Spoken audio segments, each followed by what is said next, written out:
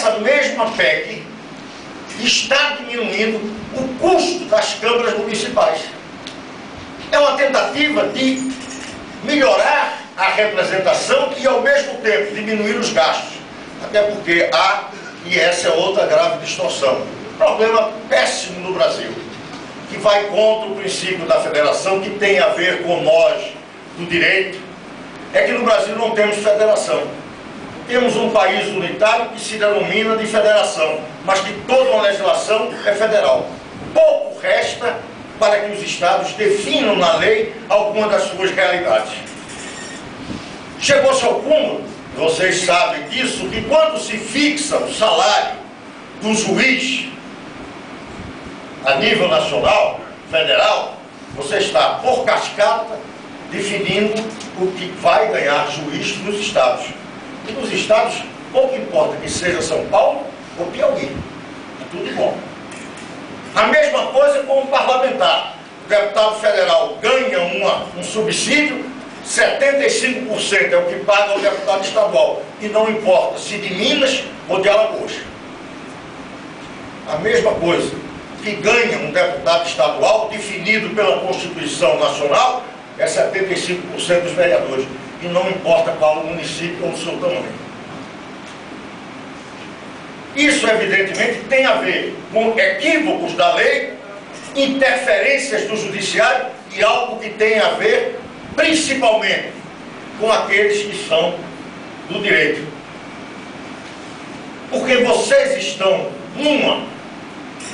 num país em que advogam em Ipatinga, mas toda a legislação é federal. E ao advogar aqui, sabe que tem o tribunal como uma segunda instância no Estado, e todos os advogados imaginam ir para uma terceira instância a nível nacional. E isso é, evidentemente, um absurdo para um país como o Brasil e para a Federação Brasileira, a República Federativa do país. Um grave problema que os advogados, e eu diria que não sei se são os advogados, e sempre se jogou nas costas dos advogados, que grande parte desse problema é porque o advogado quer quanto maior incidente processual, como se fosse melhor para ele. Quando seria interessante analisarmos que, por conta disso, os advogados passam a sua vida, muitas vezes, como patrono de uma causa que nunca é julgada. Exatamente por isso. Por um processo infidável, que começa a ser atravancado em segunda instância e na terceira não se fala. Até porque é impossível uma pessoa humana julgar, num ano, mais de 100 mil processos. Evidentemente que não faz. E pior, nos tribunais superiores, uma exigência que se faz pela legislação brasileira do recurso ex ofício, em que o Estado é quem mais atravanca os tribunais superiores por causas irrelevantes e insignificantes, mas que tem que recorrer até porque é ex ofício, obrigatório por lei. São questões que precisam ser discutidas, e quando foi se discutir a reforma do judiciário, nós não tivemos capacidade nenhuma de mudar essa concepção. Ao contrário, a gente fortaleceu a união. Todo o debate é a súmula vinculante. Todo o debate é o Supremo Tribunal, é o Tribunal de Justiça. É discutir a terceira instância. E pouco se fez, e o que se fez na Constituinte para dar acesso à cidadania, à justiça. Coisa que no Brasil é um obstáculo. Por vários aspectos. Inclusive o deles, me permitam vocês, advogados que serão, um dos absurdos dos absurdos. O brasileiro, para poder ingressar na justiça, tem que pagar a ordem dos advogados do Brasil, obrigatoriamente. Por quê? Não, fazer exame até, isso daí, a FADIPA pode e tem que cuidar de preparar bem para que passe os exames.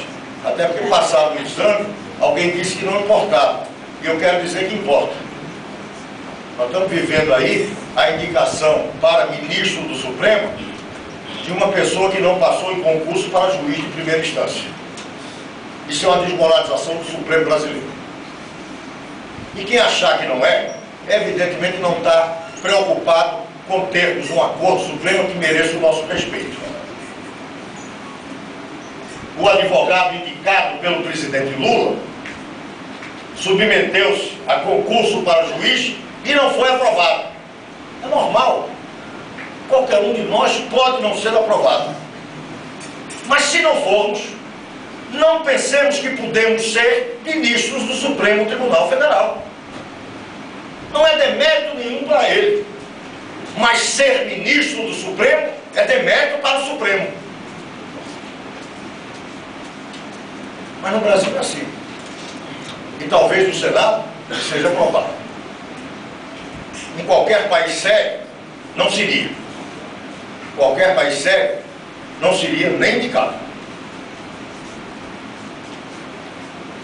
Mas é para dizer que são questões que no direito nós estamos precisando estar discutindo. E que bom que a gente está aqui. Eu sou também formado em direito. Vi na Constituinte, se vocês verem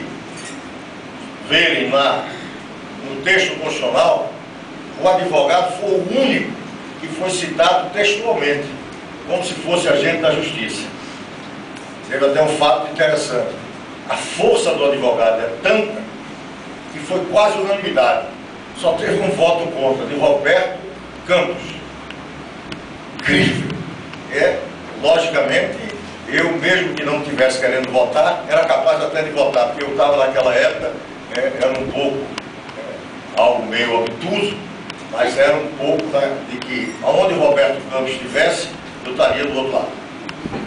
Era um pouco que se dizia, em função das posições politicamente antagônicas que tínhamos, e naquela época se dizia, até quando se dizia, não vote em...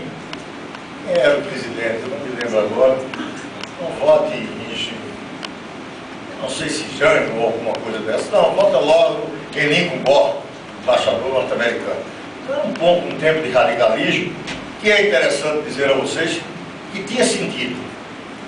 Era uma época do mundo da Guerra Fria, do mundo da bipolaridade de dois sistemas muito bem definidos, de organização social, de capital e trabalho, do socialismo e do capitalismo, hegemonizado um equilíbrio do terror pelos Estados Unidos e pela União Soviética.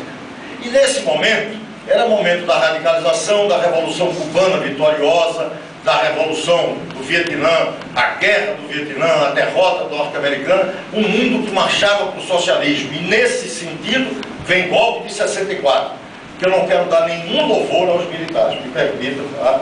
Que não saia essa ideia de louvor. Nenhum. Atrasaram o Brasil, mesmo que tenham tido resultados econômicos importantes. Foi uma geração perdida naquilo que é fundamental da pessoa humana, a sua liberdade, a sua capacidade de se autodeterminar, não ser tutelado, como foi. Eu não falo nem das torturas e das mortes, nem dos exílios. Quero falar de uma geração que se perdeu. Foi para desespero, não conseguiu ter a plena liberdade que nós hoje estamos tendo para decidir para onde quisermos ir, para criticarmos o que desejarmos, mas o fato é que aquele momento foi um momento de dificuldade, em que o Brasil rompeu claramente uma tendência de crescimento, e de crescimento não econômico apenas, mas de crescimento da sua consciência, da sua capacidade de se afirmar como cidadão. Acho que é importante ter isso, porque nós não podemos, em nenhum momento, imaginar que isto pode gerar algo bom para o futuro.